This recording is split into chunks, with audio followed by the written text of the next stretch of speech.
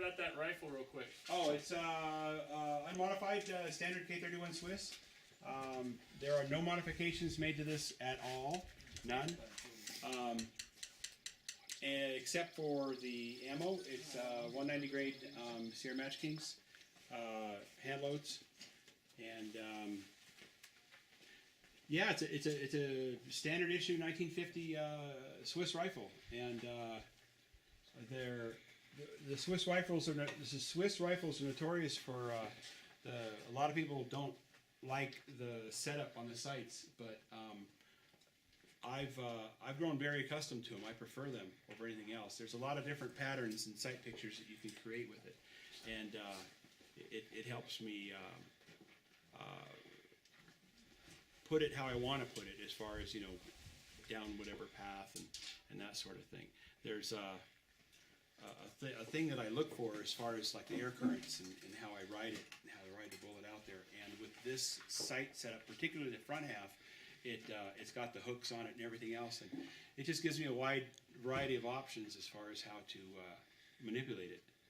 And yeah, I just love this rifle. It's comfortable. It's not powerful. Well, it is powerful, but it doesn't recoil really hard.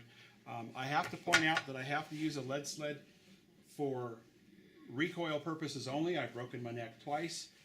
Whenever I shoot any high-powered rifle without any kind of recoil protection, I lose the feeling in my hands. I've lost most of it already in my left hand, just from time. But that's the purpose for this. I don't use it as a aiming platform. You know, some people question whether I shoot it like this, and I don't. I just rest my hand underneath it. I could put anything down there.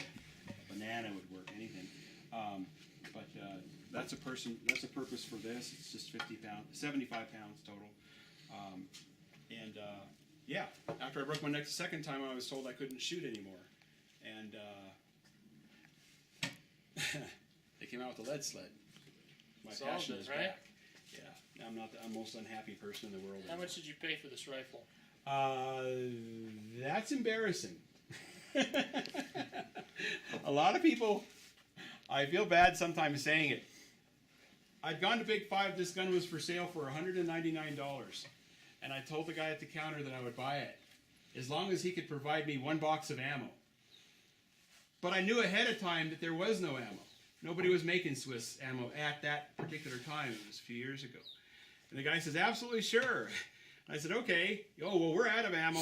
I'll call into the store. They got to have it. Okay, I'll wait. I waited. He comes back and no. He goes, but we'll get you some ammo next week if you want to buy it. I said, no. I go, you're lying to me. I go, the fact is, nobody makes ammo for this. Period. I go, you're selling a rifle that no one makes ammo for. I go, I'll give you a break. I'll buy it off you for $99. He goes, well, let me ask my manager. I got it for $99. Wow. I'm embarrassed to say that.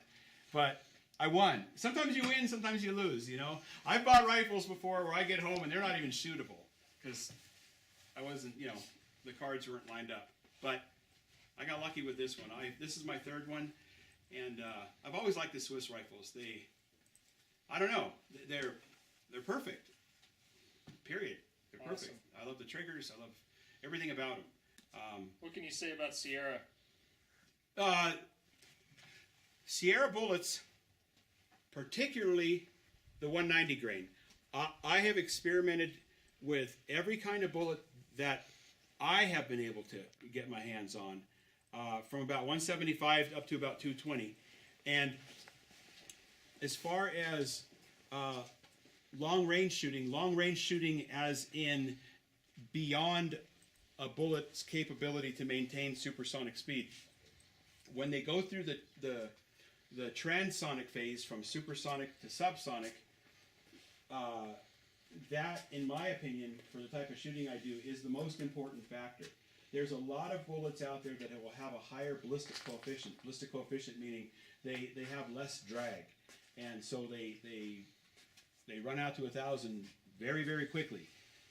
But what makes the Sierra Match King different, hands down over any other type of manufacturer, is their ability to handle the transonic phase. They seem to go through it unaffected, which is remarkable. Breaking the sound barrier, which happens about 1,100 feet per spec. Yeah, roughly 1140, 1170. So once it goes through the transonic phase to where it's subsonic, the bullet is still maintaining an absolute perfect trajectory. A lot of bullets, they'll go through the shock. There's a shock just as it crosses the Just like the an sound airplane wave. hitting a sonic boom, a jet. Right, where the air is compressed in front of it.